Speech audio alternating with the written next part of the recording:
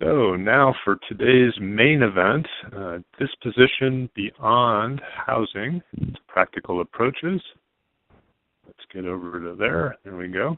As the NSP expenditure deadline approaches, grantees are deeply involved in questions of disposition, of selling houses, but increasingly of disposing houses that have not sold, and of vacant lots and other properties acquired. This webinar will examine disposition beyond housing.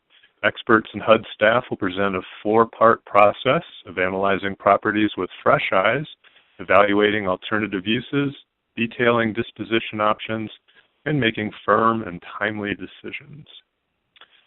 So we have a number of people with us today. We've got Don Lenz, who's the principal at Lenz Planning and Development Services in Cleveland, Ohio. And David Bulkey hails from the Healthy Neighborhoods Group, a nationally recognized expert in neighborhood revitalization and healthy neighborhoods. Hello to the two of you. And of course, with us today are NSP friends from HUD headquarters, David Noguera, Hunter Kurtz, and as happens from time to time, we also have NSP's Jennifer Hilton with us today. So welcome to each of you. And let me get you properly unmuted here, and that'll take me just a second.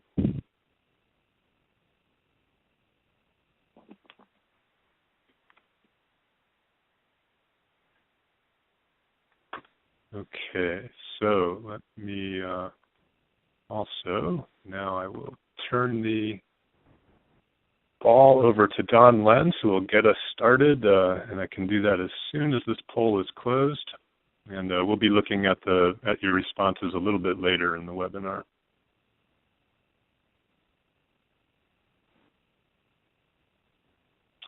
There we go. Hi, Don. Hi, Kent, and thank you to everybody who's showed up today.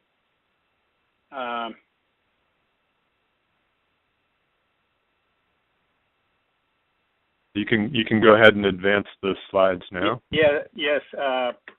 Kent, I'm sorry. I'm not. I don't have the arrows on the presentations panel to advance. So right above this slide, there's a box that's 02, and outside of that, okay. Right arrow. There you go. Okay. The focus of the presentation today is rethinking the question of disposition. HUD had a very good webinar on disposition and demolition that was referenced in the announcement for this program, and we'd recommend that people look at that also in depth. Our point today is that disposition is more than selling NSP houses. We want to outline what the alternatives are. We want to encourage you to take a new look at how an NSP property can meet its end use, so you are ready for closeout. And we'll say a little bit about closeout, and of course there'll be questions and answers at the end. Here's an overview of the agenda. Discussion of the problem. We're going to review national objectives, DRGR, and closeout. And again, we don't want to get lost in the details, but if you have a major question linking those items to this subject, please hold on to it and ask it later. We're going to talk about how to analyze your properties.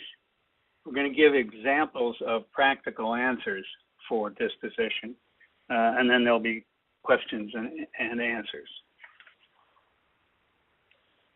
So, what kind of properties are we talking about? Renovated or newly built for sale housing owned by the developer, grantee, or subrecipient, and which you obviously don't have under contract for a sale. Structures other than housing owned by the grantee or subrecipient, and an item which I think many grantees are just now really focusing on, lots resulting from demolition or clearance owned by the grantee or subrecipient. So what's the problem?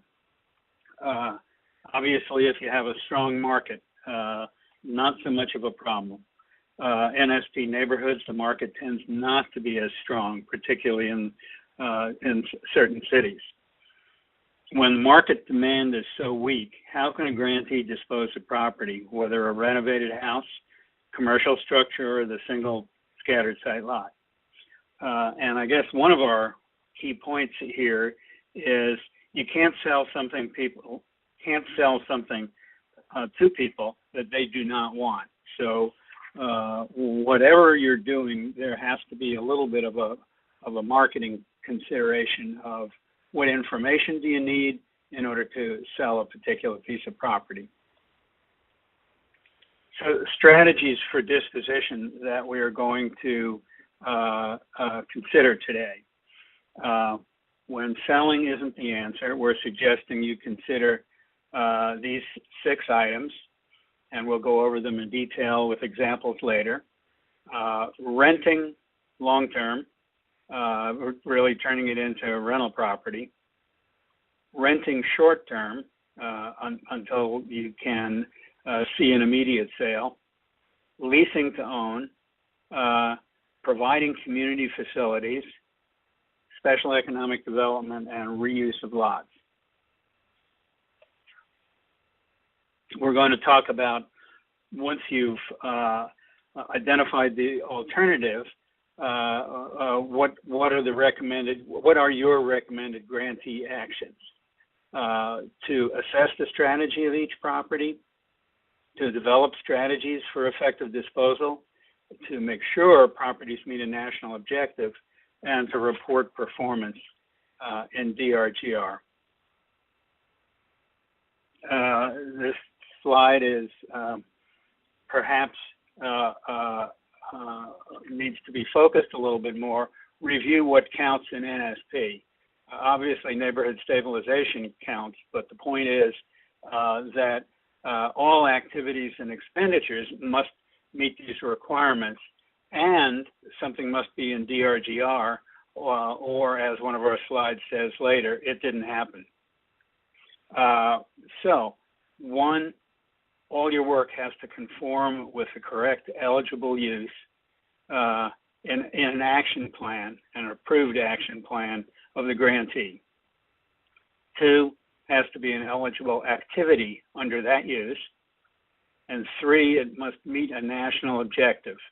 And then these are just the 3 main ones we've listed here for NSP. LH25, you're all familiar with that. 25% of the dollars must be spent here. LMMI, 120% AMI, and LMMA, or Comprehensive Neighborhood Strategy, where a comprehensive neighborhood strategy has to exist in writing, and the area has to be 51% AMI.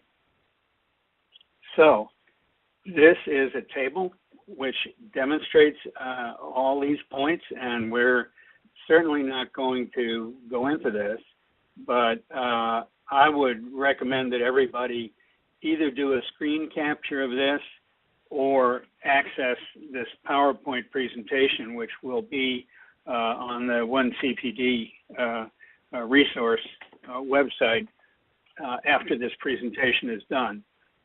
You've got to be familiar with these objectives and how everything you're doing plugs into them. Just a review of DRGR, but as we mentioned earlier, if it's not in DRGR, it didn't happen. This is HUD's way of measuring what's done. Once an activity has been completed, it has to be indicated in the QPR narrative, address information has to be entered or confirmed, and you have to confirm the reported accomplishments and beneficiary data. You must point at the bottom, emphasis, outline around it. You must complete and meet a national objective for each NSP property before you can close out.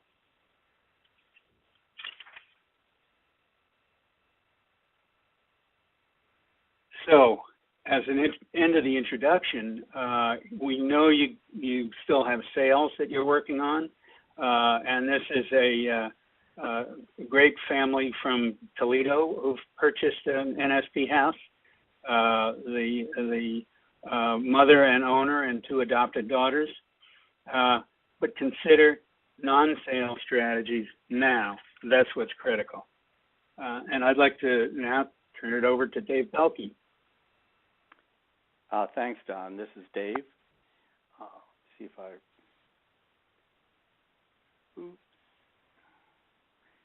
I'm now the presenter, which means I control the little dots.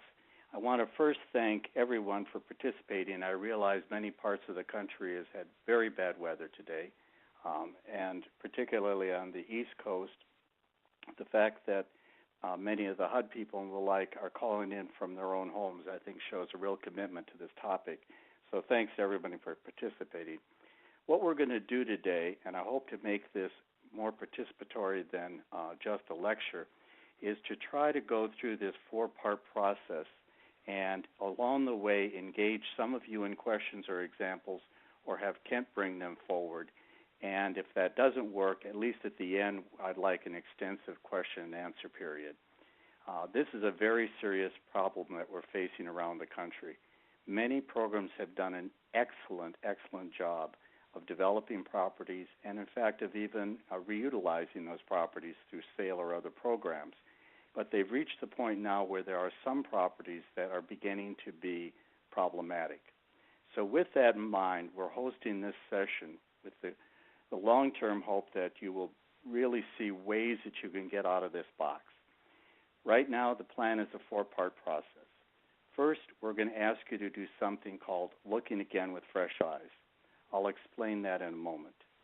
After that, we're going to ask you to do something which can be very frustrating but is really needed, and that's to re-research the properties you actually own.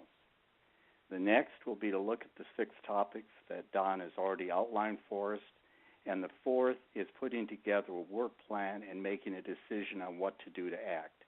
This is not one of those issues where you can wait for the sale or disposition to happen around you.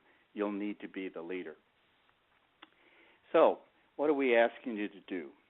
This is not a request that you do a huge project, but that you take a few minutes to step back from whatever properties you're dealing with that have a disposition dilemma facing them.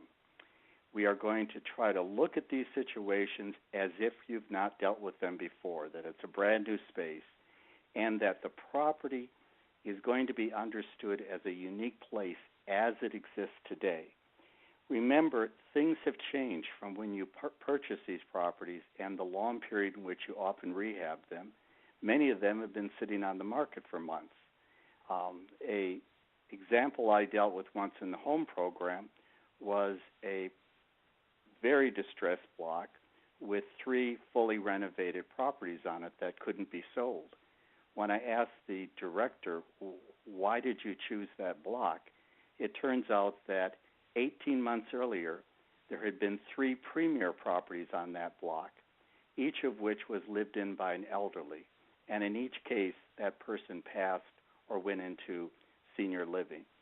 The result was 2 out of those 3 houses had gone abandoned, and the other was a rental. The bottom line is what made sense 18 months ago doesn't make sense today, and you have to think of each place as unique today. So, talking about this looking again, just as I explained, the idea is to remember to avoid preconceptions. When you went into the neighborhood earlier, perhaps there hadn't been a drug problem, or perhaps there hadn't been the fire down the street, or perhaps this was 2 years ago and the elementary school hadn't closed. So don't go in assuming it's a safe, clean neighborhood with a good elementary school. Go in saying, what do I need to know about this place? I'm going to look at it for the first time. And we're strongly recommending you not do this process just as perhaps you, the grantee, or the grantee staff, but that you actually try to broaden it a bit. Perhaps you should have someone from, if you're affiliated with a nonprofit, someone from that board, Perhaps it's someone else from another city department if you're a city program. But try to broaden the process from people that haven't already been involved in the disposition of these buildings up to this date. The first thing we're asking you to do is to seriously consider actually going to the site, not sitting in the office with a few pictures and some sales prices and an appraiser sheet, but rather going to the site, walking around it, going through the building, checking out its advantages and disadvantages, walking the block, walking the next block, figuring out what's happening today, and if any of that is showing a change or is continuing a change. So first, you're going there with an open mind, and secondly, you're going on site and spending time learning about the place. Third, when you're there, you're going to need to find out about your competition.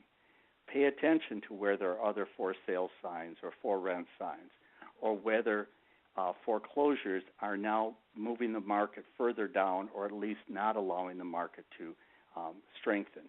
So you need to have an open mind, go to the site, and then look who your competitors are for being able to effectively dispose of your properties.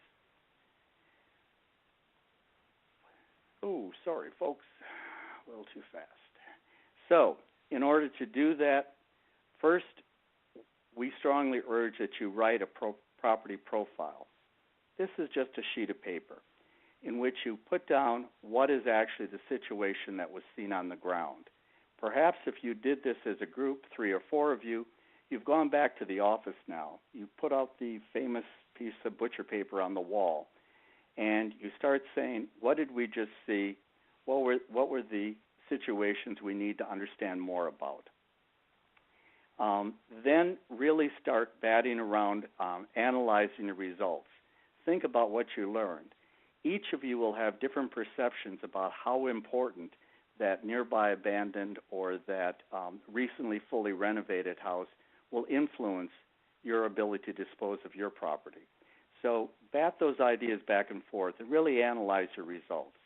Then finally, create a tentative work plan. And we're emphasizing the word tentative because instead of going through research on all the possible topics, we're asking you to look at the topics and pick out those 1, 2, or 3 that have the most likelihood of being successful. And that'll work out if you as a group sit down and think through what is your tentative work plan. And of course, with any work plan, a plan means nothing if you don't have a way to operationalize it. Good results don't happen without a plan, and a plan doesn't succeed without operationalizing it. So in this process, the first thing is to going back and researching properties. As you know, most of you have been listing properties for sale, and if you have, you've been doing it through a realty listing. On that realty listing, essentially you have a lot of the basic information on the property. That will be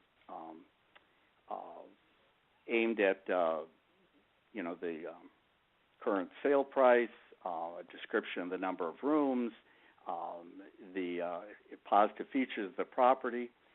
But you'll also need to figure out the hard data. And part of this can come from the realtors. You might be able to ask them how many people have seen the site, how many have gone through the property, if there have been any almost serious purchases of the property. This begins to give you some hard data about the customers and about the property.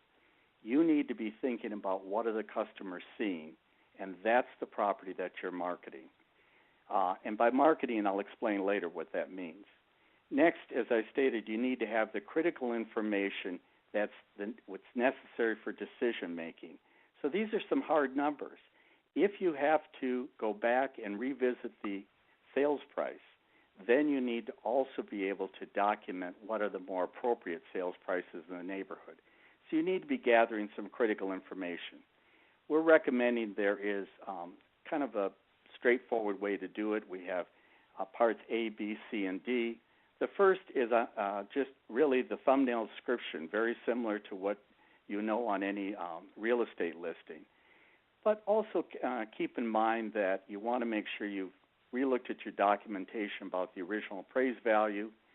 Make sure if this is a property that has an income restriction other than the 120, is this one that you would set aside for the under 50% of median? Do you know what the current taxes will be? Do you understand how many days in the market? So essentially, that's what a realtor looks at when they create a realty listing and keep data on the listing. The next thing is to go back in your own records and determine the current price. If you've made price changes, let's see what those are, and think in terms of these price changes and what they mean in terms of monthly costs. In the course of the last year or two in Florida, many of the municipalities have had to raise their taxes because property values have gone down so much. That means that we have to think in terms of what are the new tax rates, not what are the old tax rates. So that's part of monthly cost. And next, you really want to document the issues of profiling the kind of customers who might want the property. That might mean as a renter. A customer might mean as a nonprofit that would take ownership. It might mean someone who plans to lease or own. But you want to think through who you'll be aiming your message at so you've collected the right information. The third area is putting the property in context. It's very easy to go ahead and offer a really excellent property for sale. And I have to tell you, after years in this business, the NSP properties I've seen have been unbelievably good. But there are certain area advantages and disadvantages that are pretty profound. In terms of advantages, many of these go back to why you originally selected that property. Perhaps its location, perhaps the status of the neighborhood, perhaps the recent new shopping strip that was improved. And that's fine, and you want to write those down. But you also want to remember the area disadvantages. And these are a little harder to be honest about. We will tend to overlook those things because we don't want to say we made a less than perfect decision to buy the property. But the reality is that the area disadvantages are calculated in every potential customer's decision making. So you want to be detailed about it and you want to be tough because some of them can be mitigated and some you'll have to figure out how to work around. Then finally, you really want to talk about the neighborhood image. Whether it's a nonprofit, whether it's a city agency, whether it's a lessee, or whether it's a possible renter or buyer, every one of those customers is interested about the place in which this building exists. Is it a place that people choose to be, or is it not a community of choice for a sufficient population to keep it stable? Finally, let's make sure we've reviewed everything about the property. If the floor plan works, if the finishes are at a high grade, if the yard has been properly landscaped, if all of the green features have been identified and promoted. If it's a lot, you want to really think through what makes it a desirable size. In some communities, that means it's larger. In other communities, the desirable size is it's smaller. In some cases, the desirability of a lot might be its taxes are very low, but that also reflects that its value is low. So you want to think through the advantages of the house or the lot. In every case, I want to repeat, what you're doing is you're thinking from a customer viewpoint, what the end user needs to know about the property and wants to know. So the six that we're going to be looking through are listed on this part of the form. What I'd like to do is before we proceed with them, Ken, are you able to tell us yet how many people have responded to the survey? Sure can, Dave. And give me a second to... I caught you off guard, sorry. Keep the ball back here. That's quite all right. I was listening for it. So let's look at the poll results, and they will appear on the right side of your screen here in just a second. There, are you seeing them now, Dave? Only if I have very good set of glasses on. That's right. Okay, well, I can run through these. So how many renovated houses do you have in inventory? And a little bit of everything, but the biggest group is 41 or more. How many of these houses have been hard? Did we hear a wow? Yeah, I'm just, this is Don. We got a lot of houses out there. Indeed. And how many of the houses in inventory have been hard to sell? The biggest group there says 1 to 5 out of their inventory. How many vacant lots do you have in inventory? And the largest group of respondents don't have vacant lots. But then those who do have somewhere between a little and a lot of them. Have the vacant lots been hard to dispose of? Or how many of them? Again, a diminishing number as the number gets larger. How many non-residential buildings do you own? Very much, most people say 0.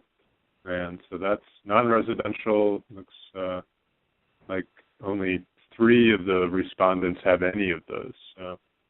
Mostly it's renovated houses, to a lesser extent vacant lots, and hardly any non-residential buildings.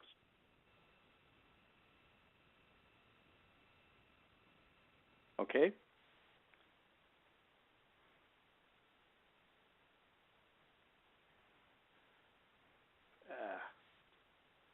There you go. You've got it back now, Dave. Yeah. There we go. So, given that, we recognize we're mostly dealing here with housing, and I'm assuming in a lot of cases it's scattered single family, but it could be in apartments or condos.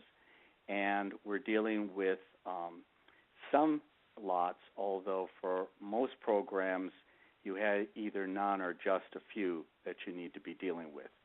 So let's pay attention as we go along to these options, which apply to the single-family houses and which apply to the others. The first 3, since we assume there'd be a lot of houses, the first 3 really address the issue of those single-family, small apartment, condo units that you have. And we're going to look at the long-term, short-term rentals and the lease options. So first of all, let's talk about long-term rental. And I know that this is an arbitrary use of a word when we say long-term, but really what we're saying here is if, as a grantee, you've made a decision that you have a group of these properties that likely will not easily be sold, and you're going to have to hold them for an extended period of time, then you're going to want to be talking about something that has a 5, 10, 15-year timeline to it, particularly because you're going to have to meet the requirements of your grant, in that if you are going to keep portion of it to a population earning under 50% or 120%, then you're going to have to be monitoring that over the long term. So we're thinking of long term here as being a number of years, perhaps 10 or 15 years. And once you've decided that, then you're going to have to really spend some time thinking about how you're going to guarantee compliance during that period, because whatever program or part of the program you set up the property originally will have to be addressed as you make sure that it meets those requirements throughout its rental life. Now, what are the pluses and minuses to rental? All of you have been through this, I'm sure, in almost all communities, that generally speaking, rental communities and rental neighborhoods are less stable than long-term homeowner neighborhoods. But we also know there are rental neighborhoods that have been able to maintain themselves and, in fact, continue to be places of choice. So you really want to think through in your city, in your small town, what are the dynamics and advantages and disadvantages of a long-term rental facility or facilities? When you're doing this, you're also going to want to think through how your units are configured. We know nationally scattered site, single-family rentals are extremely difficult to own and manage. There's a fairly good history of well-placed programs that have difficulty dealing with the management of these kinds of units if they're dispersed. In some of your cases, your units might be configured in such a way that they're close to each other or adjacent to another rental complex to which they could be amended in terms of management. So you have to ask these questions. Who's going to own these things in the long run? And, of course, that also relates to the compliance issue. But just as importantly, who's going to manage them? Because you are part of a neighborhood stabilization program, and as such, you want to make sure that your units are managed in such a way that it continues the stabilization of the neighborhood that began with the NSP efforts. So an example of this might be you did the neighborhood site we talked about, the on-site visit. You found that you had 8 unsold renovated houses. Not that you didn't know that, but you had a chance to look at them. But what you realize now is that in the last 2 or 3 years, the block has become mostly rental. So selling today isn't a viable option. However, you also make the realization that nearby rental is good and that a major employer is expanding over the next 3 to 5 years. So this is the kind of information you have as you begin to look at this place. So in this case, a response might be that you establish a full-fledged rental program. You have the goal of keeping quality rental affordable as the local economy recovers. We would probably recommend that you seek resources to expand the number of units to make the project viable, because clearly a 6-unit long-term rental project would be a very difficult long-term management issue. So let's look at another option. What if you considered instead just doing short-term rental? When we think about short-term rental, we're talking about taking the property off of the market as it currently exists as a for-sale unit, renting it out for at least 1, perhaps 2 years, and seeing if at that point the community is ready for the properties to be moved back into home ownership. You need to go through the same pluses and minuses you did before. Are these appropriate uses of these buildings? Do they fit into this block? Is there a market for this kind of rental? Is there a problem that if the neighborhood has such revolving door rentals that your units will not even succeed? Those are all important pluses and minuses. Again, you're going to have to ask the real question, even if you're talking about just the next 12 to 24 months, who's going to manage the units? Will you do it as the grantee and view that as part of your disposition process, or are you going to find a management company and simply continue ownership but have someone else actually manage it? And because you need to find renters fairly quickly, how are you going to go about assisting the process of making sure these units get rented and get rented to the strongest possible buyers? As our example, we thought it was worth revisiting those same 8 unsold renovated houses. In this case, though, our additional information was that a private developer is building new for-sale housing on the next block.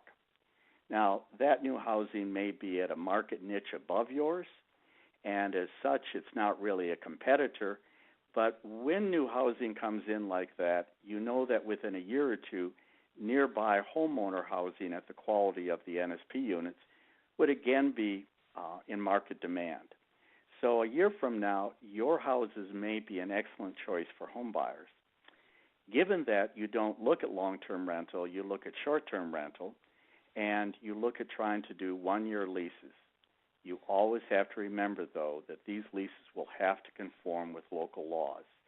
In many places, even if it is a 1-year lease, the tenant has the right to continue in the property with very few, with almost no restrictions put upon their continued use of the property, or you have to offer it to them for sale.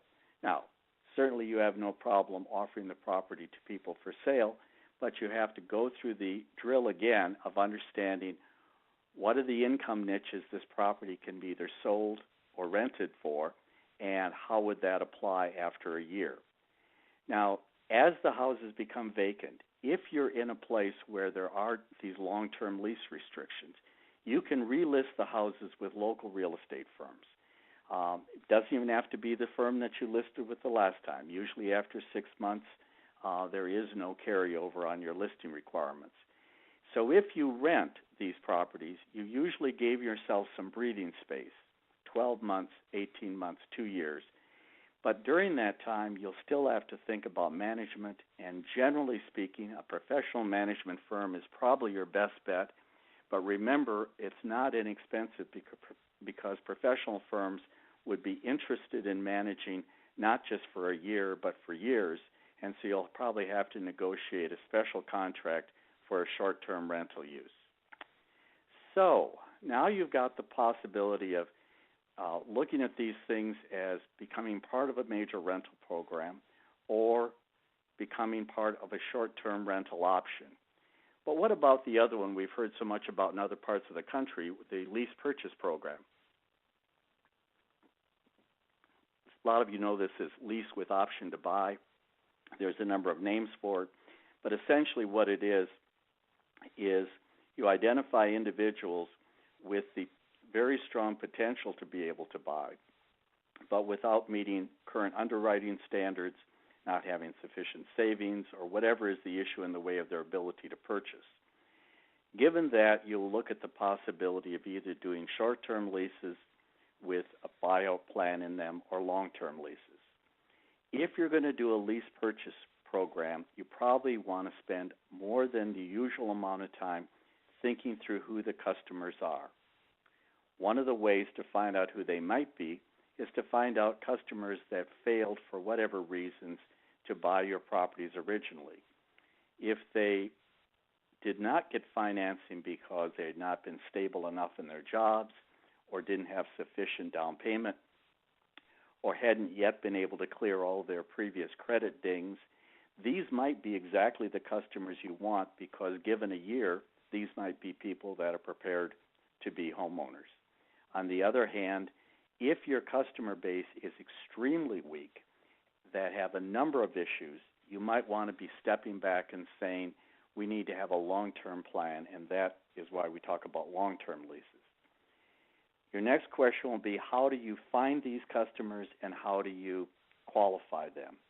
For many of you, you've been using a real estate agent to find customers and to qualify them before submitting a contract for purchase of your properties. In this case, many real estate agents do not want to be involved because the repayment to them through this system is often not sufficient to make it worth their time to invest in finding and qualifying these customers. So you're either going to set up a system either as yourself as the grantees or perhaps through another organization, a first-time homebuyer program, some kind of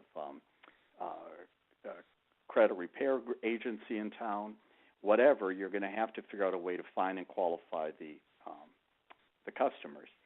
In the meantime, you still have to remember, even though they're leasing the units with the intention of owning it, this is still essentially only a lease.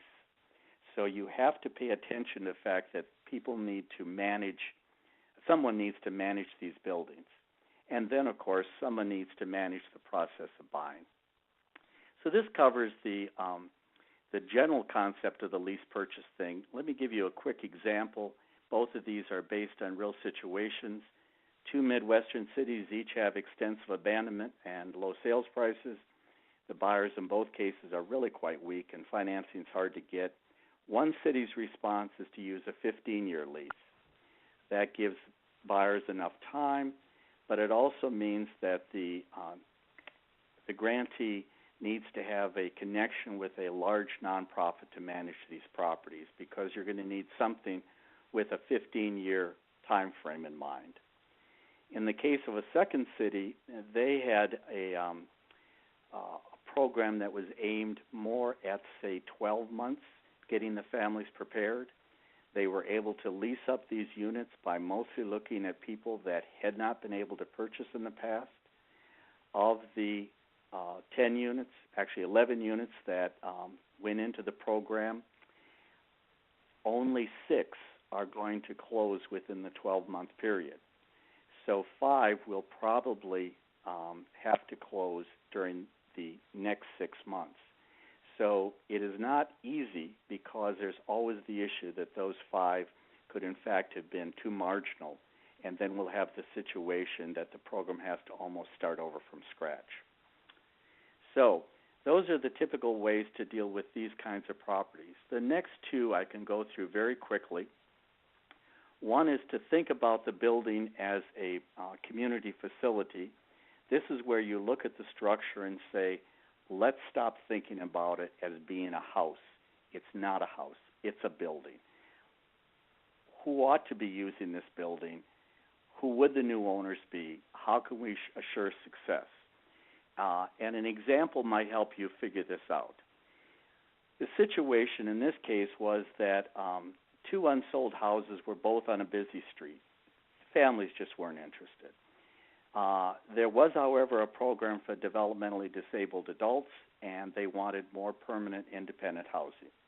So in this case, the agency could take possession, and there would be a community facility essentially operated for these disabled adults, but it would be owned by a local agency. Interestingly, though, a second house in this situation was offered to the neighborhood association. It runs an after-school tutoring program and provides other services. Now, the association is very small, only has part-time staff, but the association is incorporated and could take over management of the property. It's clear in both of these cases we're not talking about your ability to sell. We're talking about your ability to effectively donate. If these things don't work well, you may want to step back and do another step and say, what if we thought of it not only as a way to get the property reused, but as a way to try to trigger investment in the neighborhood? And this would mean looking at this NSP property as a way to stimulate local economic health, whether that's for-profit or not-profit, whether it's a business or it's a program, does it have a track record, does it serve an underemployed or underserved population, and which of your properties can trigger this kind of investment. In the case of a place in the Midwest, the decision was the property had to be cleared, and initially essentially farm has been put in with employment for neighborhood youth to learn various farming tactics, and for the neighbors to run a neighborhood green market where they sell produce but also sell homemade goods themselves. In the long run, had there been one of the vacant properties on this block, and there is, that property could be repaired to be used for both staging this farm site and for running the farmers market. And that would meet a special economic development need. Now, it could have been, and in the same site down the street, there were 3 for-sale townhouses. They were all in a row, and it was a commercial street. The decision was to consider, didn't act on it, but there was a considered decision to look at the front rooms as offices and shops, using the rest of the housing as housing for the shop owner or office person. When they checked with local ordinances, that was legal. These could be live-work properties and therefore could be sold on that basis on either leases or as just straightforward sales. Now, there's also in another situation a fourth house that was all on one floor. That could be offered to, say, a local job bank group or a youth employment program, and as long as you can help them meet the necessary ADA requirements, this is a strong tool for special economic development. Now, the final area we're going to talk about is facilitating the use of vacant lots. I was very happy to see on the write-ups that very few of you are facing a large number of vacant lots. Some have just a few. And I want to review the basic point. Oftentimes we ask NHS grantees if there's a vacant lot problem, and they refer to the problem in the neighborhood. But as a grantee, those aren't your lots. So while it is a neighborhood problem, for you to be able to successfully do closeout, that's not an issue. But if you do own it, you want to figure out some way to get these properties moved on quickly. One of them is direct sales as side lots to neighbors. The typical things are the neighborhood gardens, the neighborhood entry signs. Some cities have used these lots between buildings for geothermal storage. Other places that are dealing with the breakup of the sanitary and stormwater from each other have used these as rainwater retention sites. In other places, parking lot extensions. The point about vacant lots is to step back from them and not think of them as a problem, but to instead think of them as an asset. Obviously, we have a community garden here with raised banks. Another picture shows a wildflower garden that basically is using up 3 blocks of a neighborhood, 3 lots in a neighborhood. Up at the top, you see side lots where owners have been willing to take them on and either just fence them and keep them clean or, in fact, landscape them and make them an asset. If you have lots, rather than viewing those as spaces you need to take care of, you should view them as how can the neighborhood use that as an asset for its stabilization. The biggest approach would be selling the lots to an immediate neighbor. If you've offered those lots in the typical way, which is perhaps at a neighborhood meeting or a listing in the paper that they're available, our experience is you very seldom can sell them that way. You need to go directly to the property owners, and you need to show them the advantages of owning the lot. Even though they will pay somewhat more taxes and have more maintenance, the sense of having control is very important to people. However, the expense of managing the lot, by that I mean originally seeding it, landscaping it, planting up the trees or whatever, you can work with local groups in town, the garden club, the master gardeners in your city. You can work with the landscape organizations, the companies.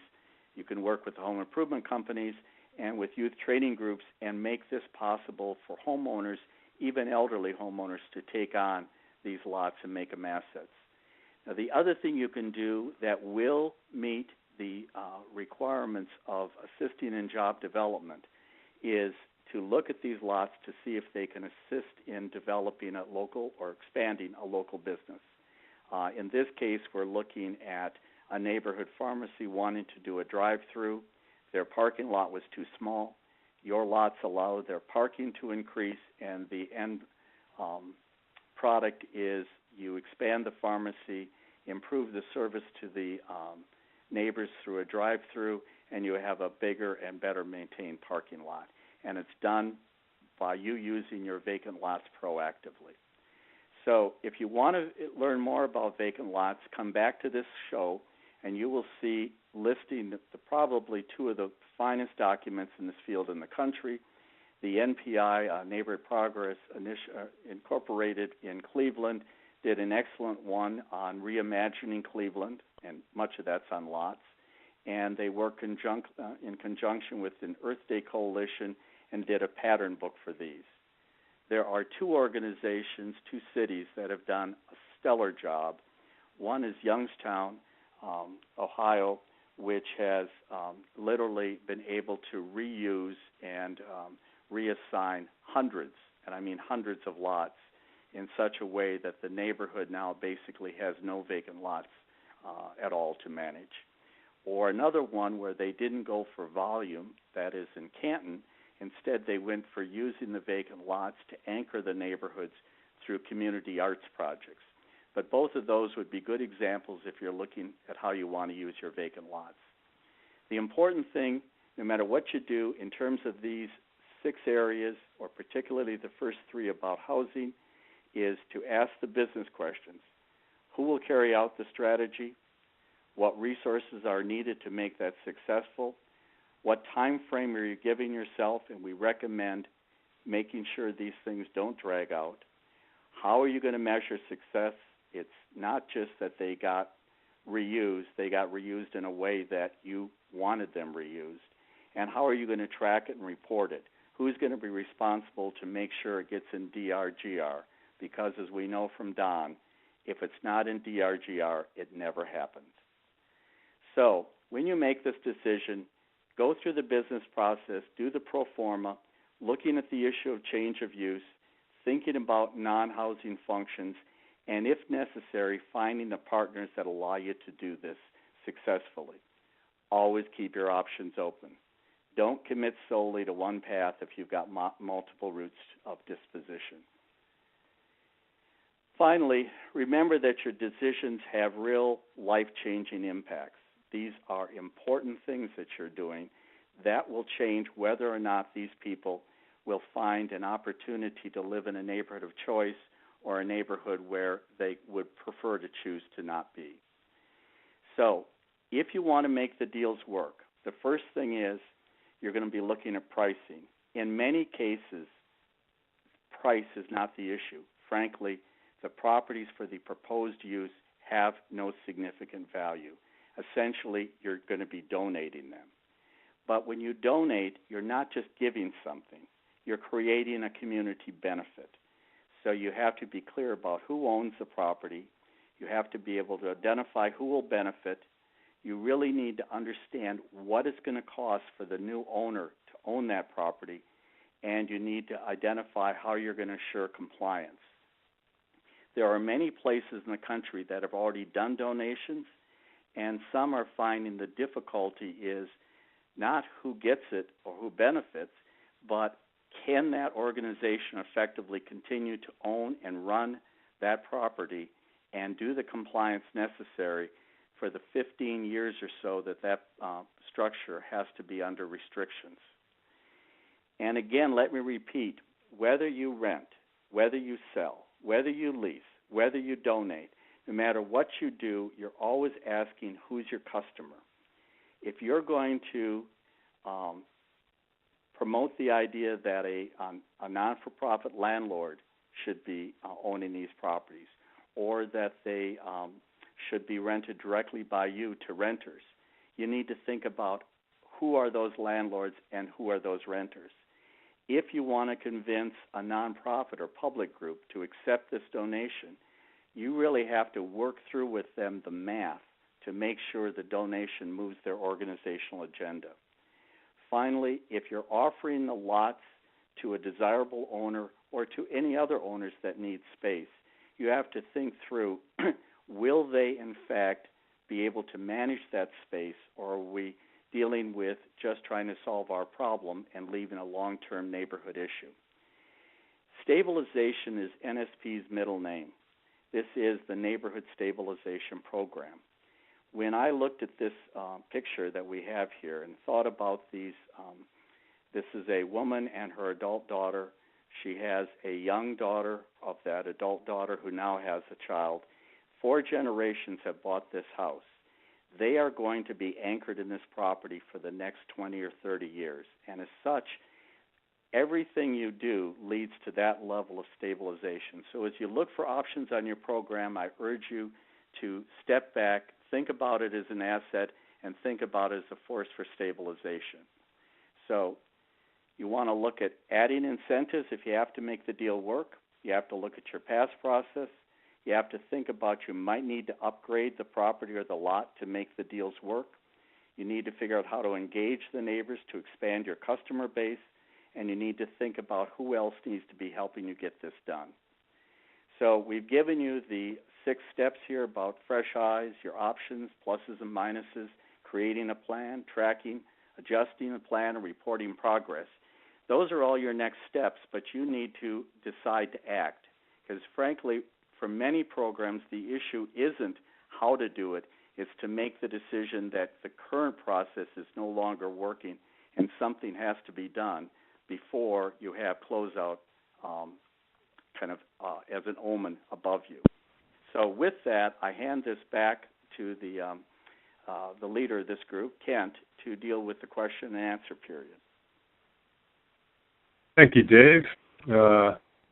Wow, yeah, this is there's many facets to this issue, and hopefully those of you in the audience are thinking of taking advantage of the expert that we have here in Dave Bolke, and seeing what questions you have for him or for Don on some of those other issues like meeting the national objectives and the like.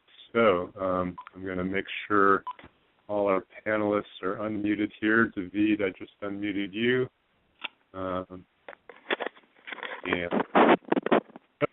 let's remind you how you can ask your questions, and you've got two ways to do that. You can use the Q&A box to submit your questions and written questions, and if you're connected by phone with a phone icon next to your name in the participant list, you could also click your raise hand button, and I'd be happy to unmute you.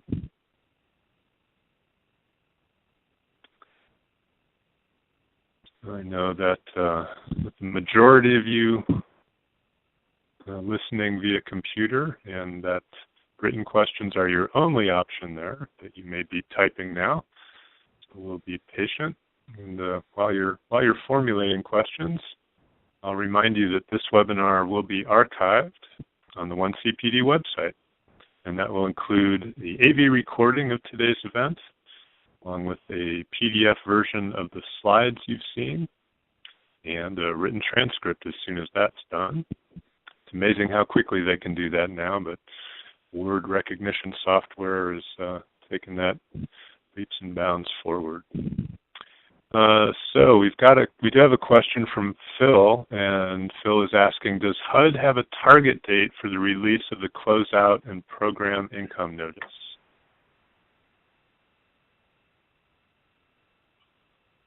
David or David or Jennifer, perhaps? Can you hear me? Yep, we can. Okay, great. Yes. Yeah, you know, we've had multiple target dates, and unfortunately, we haven't been able to deliver on them yet. I will say this, we feel like the end is near. Based on the reviews and the clearance process that we have already completed, we feel like we're really nearing the end, and publication is close. At this point, my guess is it's probably at least, I want to say a few weeks off. Probably won't happen until the beginning of the new year, but I can't offer a specific date right now, just because there's still a few unknowns that could potentially delay us. So please bear with us. Thanks, David. Thanks for the question, Phil.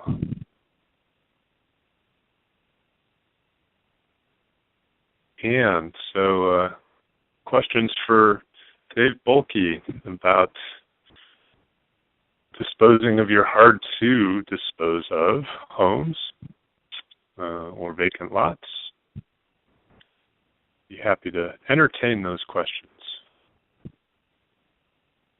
And again, while you're thinking about that, I'll let you know that this is one of those rare times, and since the NSP program was born, that there hasn't been a webinar on the schedule. But I know that their Hunter and company are working on those, and they will be added as soon as dates are confirmed.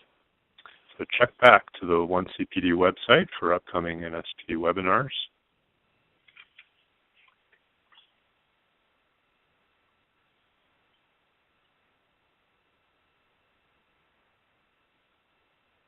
I'm one, David or Jennifer.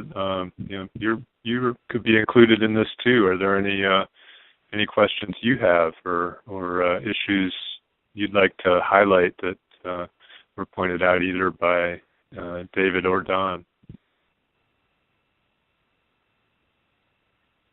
I think they did a good job of just sort of laying out what the landscape looks like. You know, obviously, it's not easy, particularly if you've been going down one path, thinking that you were going to be able to sell these homes, and now, you know, time has passed, and properties are not selling. So, trying to come to terms with that and come up with an alternative strategy can be challenging. But I think some of the strategies that both David and Don offered would be helpful. And those are certainly the ones that we have been encouraging grantees to consider as we talk to them both in person and via email. Lee says, we have multifamily units that were intended for a nonprofit developer who don't really want them. Can we sell them to a for-profit buyer if there are deed restrictions that require affordability, or do we have to find a nonprofit? I would like to give the answer that I usually give in the field, which is that, yes, you can sell it to for-profit if you build all those restrictions in, and they have to be very carefully documented. And in places where I've looked at doing that, we've talked about putting in fact, a small second mortgage that allows us to control that outcome. But I would like to defer to the HUD staff. I can give a much more technical answer, because usually my cop-out is to then say, talk to your local HUD staff. Right. So from a technical standpoint, a for-profit entity wouldn't qualify as a subrecipient. They could be brought on as a contractor, but then again, you wouldn't be selling it to them. You'd really be bringing them on to manage the property. The cleanest way to do it would be to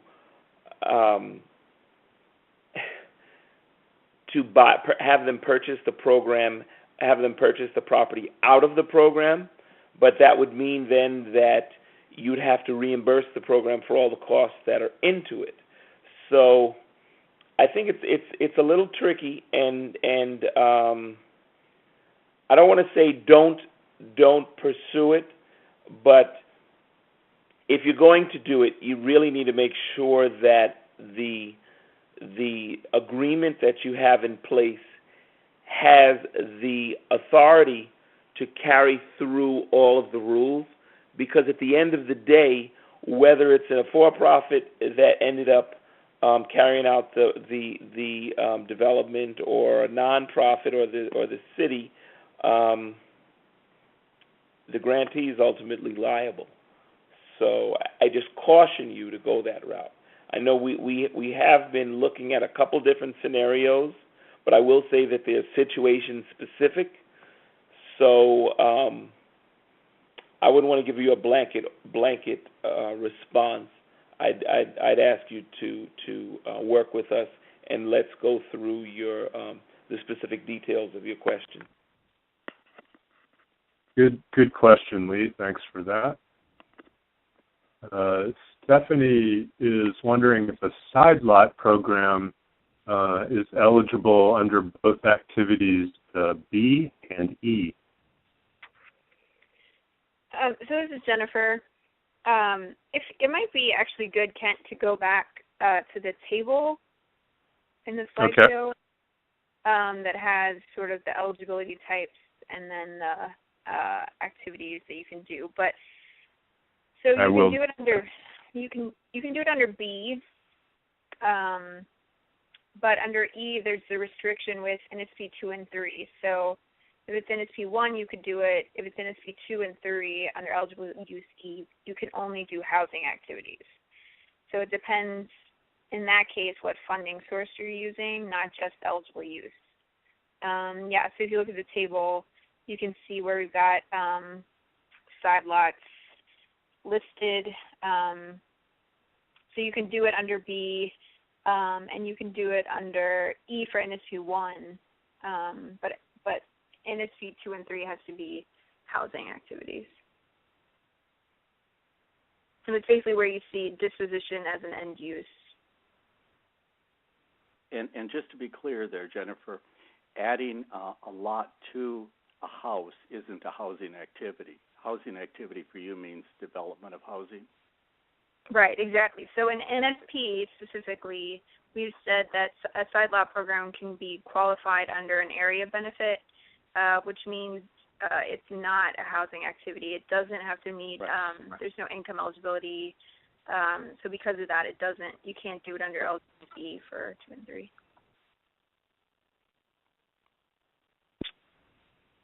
I hope that helps, Stephanie. Joshua asks, does a grantee have to announce to all nonprofits that NSP properties are available to be donated if the grantee has been approached by one nonprofit to donate properties for them to construct homes? So, subrecipients don't have to be procured, right, from HUD's perspective, and either one of those nonprofits would be considered a subrecipient for us if they're carrying out the activity for you. So you can, yes, choose which one you want to go with, unless you have a different set of rules on your local books. But yeah, from the HUD perspective, that would be fine.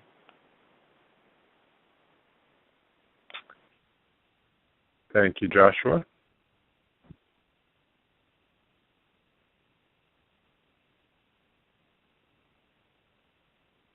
And we pause to give you a chance to think of the question that you've been wanting to ask and haven't yet done.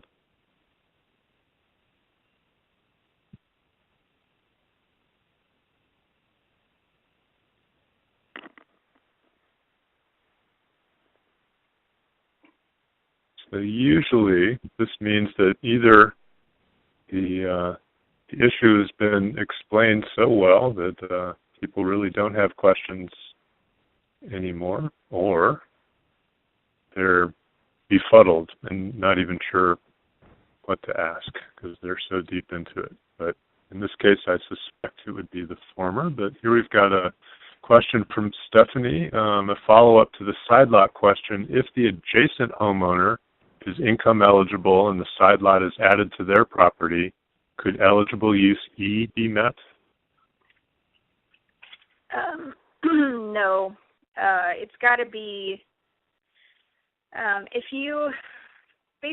that property is only eligible as a vacant property, so say there was no structure on it, there was no blighted structure or no foreclosed or abandoned structure, then, and it's only vacant, and you're using NSP 2 or 3 money you use that money to acquire it, you've got to build housing on it.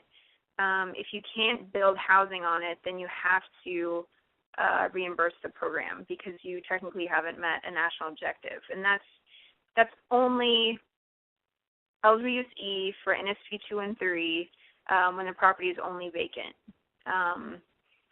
There's just no way for that side lot program to be considered housing. Well, Jennifer, let me just double-check the proviso you put at the beginning, though. If there had been an abandoned property on the site, the program grantee bought the property, demolished it, they now own it, you're saying that still doesn't qualify as a housing activity if they donate it to a neighbor or sell it to Right. So, but in that case, you'd be fine because you'd actually want to just move that from whatever eligible use it was in to the eligible use D for demo because it was blighted, so you demolished it, right? So you can just move that acquisition to eligible use D, and that property is then eligible through that acquisition, you meet a national objective when you demolish it, and that national objective just carries over to the side lot program as an area benefit. Yeah. So, Jennifer, I just think a lot of people miss that trick, yeah. which is you've done it, so it doesn't make any difference. You move it to the other category. Right, exactly. As long as that property was blighted when you demolished it, which, in most cases, hopefully that is the case, then you can just move that acquisition cost to eligible use D, and then it's eligible as an eligible activity. You've met a national objective with the demolition as an area benefit, and the side lot program continues that area benefit. And to build on that for a moment, remember that it's maybe not in the best interest to go just to the one neighbor. You may want to look at both neighbors, and it's right. a reasonable program expense to get the lot surveyed and divided in half. So it creates a more modest side yard.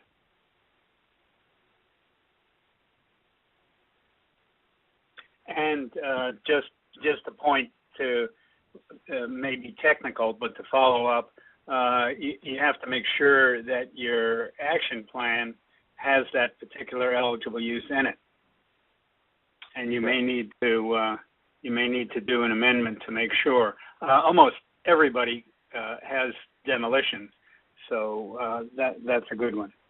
Well, Don, almost everybody, but the very first program I worked with didn't, so we had to do a whole amendment. To put it back, to put it in, yes. For one but lot. By this point, I know who that was. Yeah. By this point in the program, I think most people have expanded or focused their substantial amendments in their action plans. Right. But you just have to make sure what you're switching it into exists, or you're going to have to amend. So Don Lenz, while we've got you, you were mentioned to me that you want to make a comment about slide 17. Yeah, my only point on slide 17, I put this photo in there as we were composing this. This is a little bit more detailed, but it is an absolutely cool program that Jim Rackakis and the Thriving Communities Institute has just used in Lorraine, which is an evaluation questionnaire on an iPad that takes the photo and puts it right into the file, and then creates a very accessible filing system for all these comments. And of course, you can go back and review that as you are looking with fresh eyes, as we recommend. Not something that a grantee would want to start up now with expenditure deadline in March, but an exciting project, not too costly, and Thriving Communities actually got that from Mahoning Valley. So just want to comment on what this guy's doing here. And the Mahoning Valley thing you're referring to is the Youngstown project. Yes, Youngstown Neighborhood Development Corporation. Right. And I think to give credit, I think the Mahoning Valley Organizing Collaborative was involved in that too. Yes, they were merged for this project because I'll put it together. All right.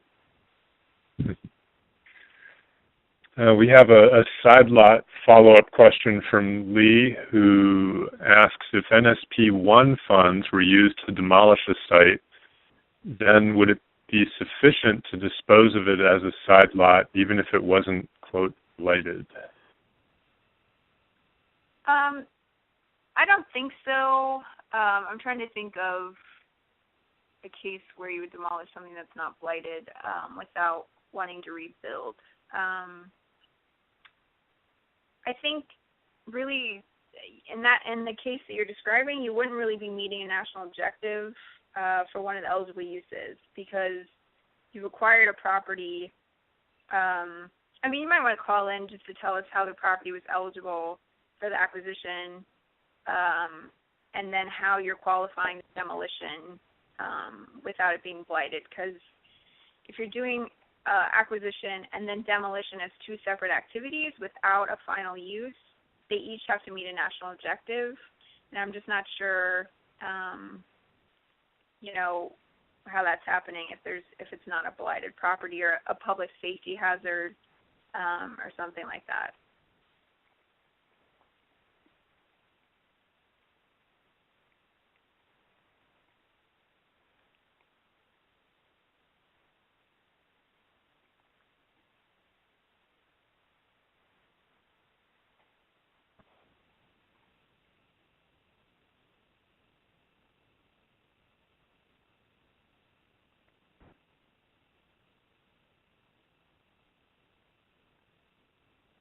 Scanning for other questions.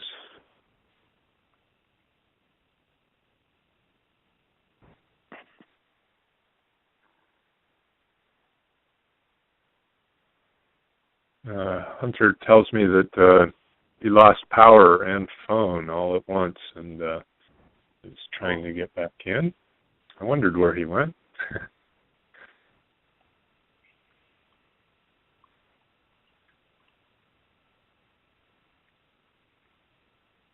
Well, Kent, the one comment I wanted to make is that, as the program is transitioning to the latter stages now, one of the reasons why we offered this webinar today is because of the sheer importance of the topic. Right, this is one of the areas that we're spending a lot more time focusing on.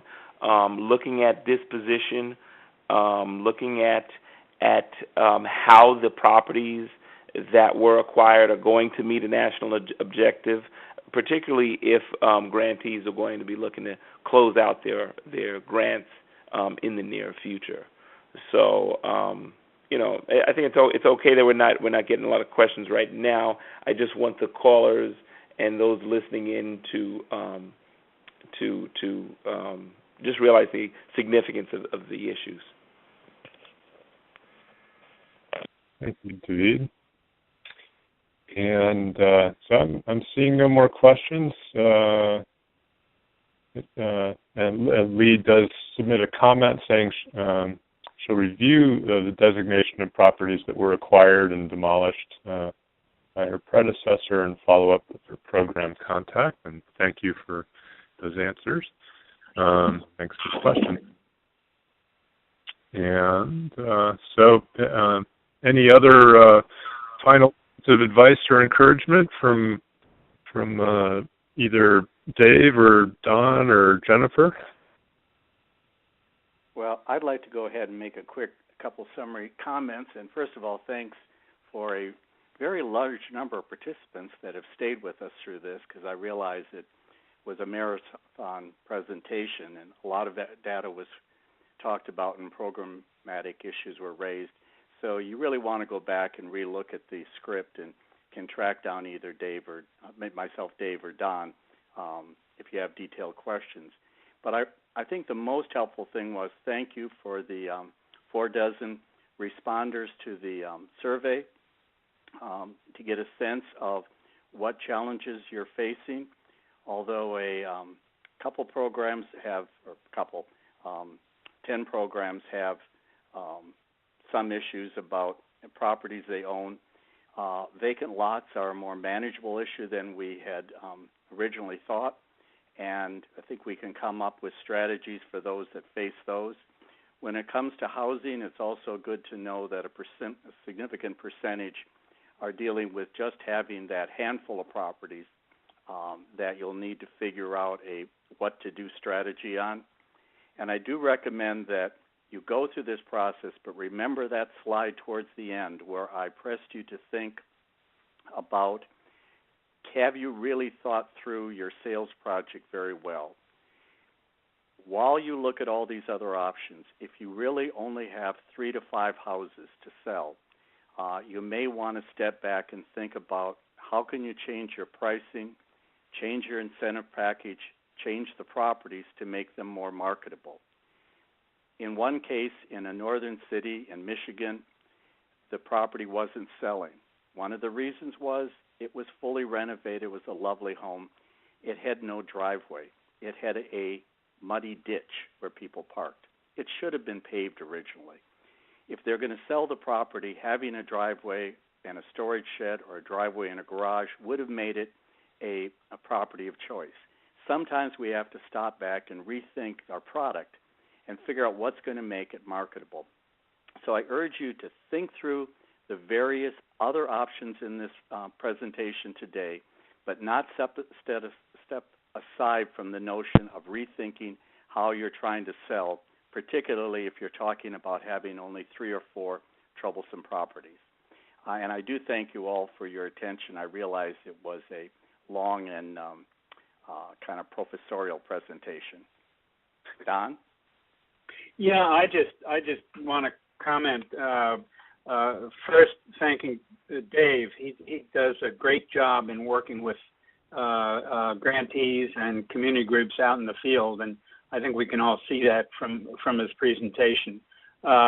It was pretty lengthy, but I think I want to thank HUD for kind of let's say focusing us and pushing us a little bit to come up with a PowerPoint that can live on its own. I would encourage any of the attendees still on to most definitely download that and take a look through it again. And again, as Dave said, to ask any questions that you'd like of us. And thank you for the opportunity for participating in this. Great. Thank you, David Bolke, Don Lenz, Jennifer Hilton, David Noguera, Hunter Kurtz, and all of you for being here. And we'd appreciate when you're taken automatically to a survey form when you leave this meeting. We do look at those survey results, and especially written comments you may have. So take a moment to fill that out, and we thank you for that. And we look forward to seeing you soon on another NSP webinar. Take care, everyone.